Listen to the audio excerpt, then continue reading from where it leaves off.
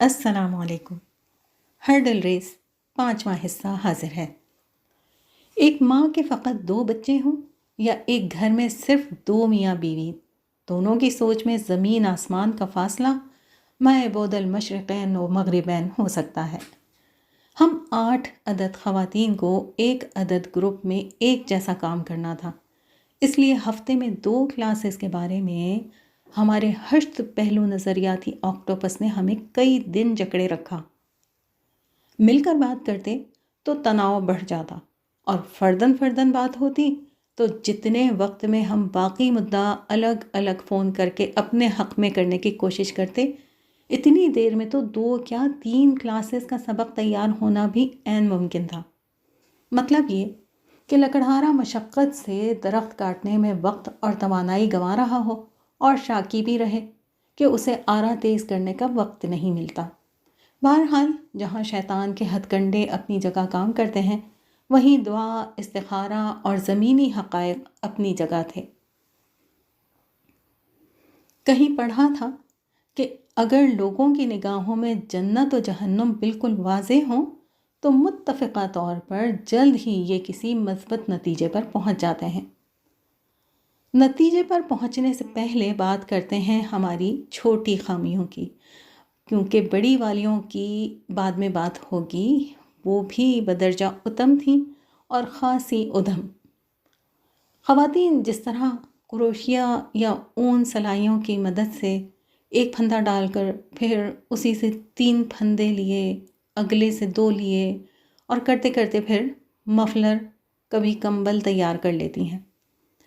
اگر کلاس میں سوال در سوال بنتے چلے جانے کا حساب لگایا جا سکے تو ان کی بنت سے کم از کم 1 شال فی کلاس تیار ہو جایا کرتی۔ حتیٰ کہ ہمارے بیچ گھری ہوئی اکلوتی ٹیچر نے ایک روز ایک لیکچر ترتیب دے کر کلاس کو سمجھایا اور موسیٰ علیہ السلام کی قوم کے سوالات سامنے رکھے کہ کیسے اور کتنے زیادہ سوال کر کے وقت ضائع کرتے تھے۔ پھر ذرا سا اس سرزنش کو نرم کرنے کے لیے اس لیکچر میں یہ بھی شامل کیا گیا کہ صحابہ کرام رضوان اللہ علیہم اجمعین نے بھی سوالات پوچھے جو معیاری اور با مقصد تھے، اور اللہ تعالیٰ نے ان کے جوابات نازل فرمائے۔ اب اس کے بعد اگر آپ کا سوال یہ ہے کہ کیا کلاس میں اس سے فرق پڑا، تو عرض ہے کہ کلاس نے دل سے مان لیا کہ بنی اسرائیلیوں نے تو بالکل اچھا نہیں کیا، لیکن انداز یہی تھا کہ تلک امۃ قد خلت، اور اب اپنے سوالات کے معیارات پر مزید سوالات در سوالات بنے جا رہے تھے۔ بہرحال اس سے افاقہ اتنا ضرور ہوا کہ معاملہ شال سے کم ہو کر مفلر پر تھمنے لگا تھا۔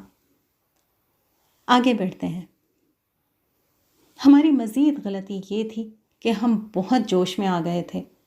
کچھ خواتین فیملی ٹائم میں بھی اپنا سبق یاد کرتیں یا تجوید کی دہرائی کرنے کو فوقیت دیا کرتیں۔ ظاہر ہے رد عمل کا سامنا کرتیں، پھر شکوہ کرتیں، تو ٹیچر نے سمجھایا کہ فیملی ٹائم کو تو بالکل بھی ڈسٹرب نہ کیا کریں، بلکہ پہلے سے زیادہ ان سب کو کوالٹی ٹائم دیں۔ ہاں، یہ بھلا کیا بات ہوئی؟ موسم یا مہینہ کوئی بھی ہو، صدیوں سے یوں ہی تو چلتا آ رہا ہے کہ ایک دن میں تو فقط 24 گھنٹے ہی ہوتے ہیں۔ اب ہم خود سے مزید 3 گھنٹے کیسے بنا لیتے؟ لیکن الحمدللہ دعا، ہمت، محنت، مشاورت کے بعد وہی ہوا جیسے اکثر مونگ پھلی کے چھلکے پھینکنے سے قبل تلاشی لینے سے 2-4 مزیدار دانے مل ہی جاتے ہیں۔ اسی طرح دن بھر کی مصروفیات سے جب چھلکوں کی چھان پھٹک کی تو ہماری ٹائم مینجمنٹ سکلز اللہ کے فضل سے 2-3 کرارے سے گھنٹے نکال پانے میں کامیاب ہونے لگی تھی۔ تو جناب فون کا بیجا استعمال یعنی ہور سناؤ اور اسکرین ٹائم کافی کم ہو گیا۔ سیلز کی آفرز پر کان دھرنا ترک کر دیا گیا۔ ونڈو شاپنگ بھی متروک قرار پائی، خواہ وہ آن لائن ہی کیوں نہ ہو۔ اور سب سے بڑا کام یقین جانے کہ طیب لائف سٹائل کے اپنانے سے ہوا، صرف حلال سے نہیں بلکہ طیب فوڈ چوائسز۔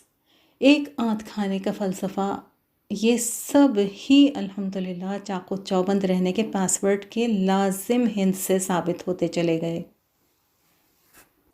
ہماری دوسری غلطی یہ تھی کہ ہم پوری تفسیر کے نوٹس لکھ لکھ کر صفحات بھر دیا کرتے۔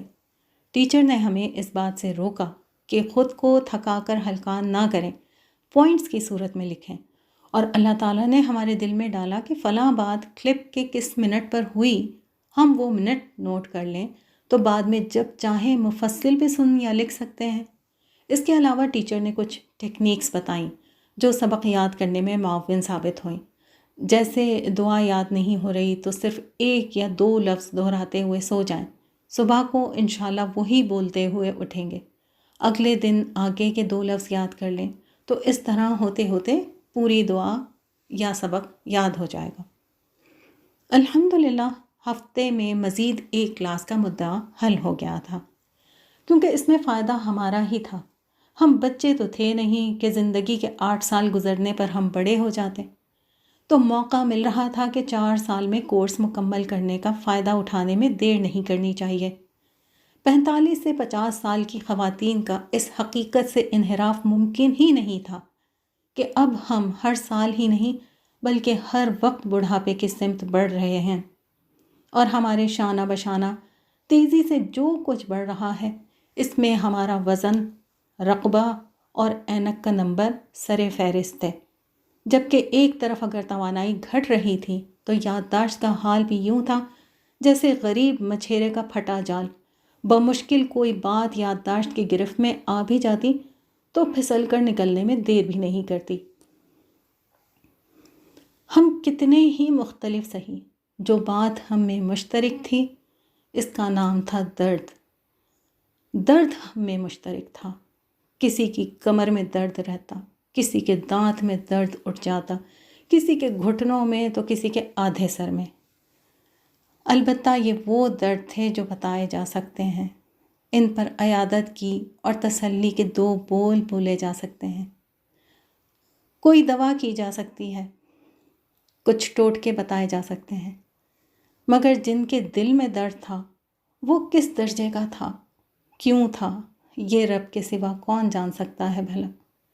اللہ تعالیٰ غیب کے خزانوں سے دلوں کے درد کی دوا عطا فرما دیں۔ سلسلہ جاری ہے انشاءاللہ، پھر ملتے ہیں۔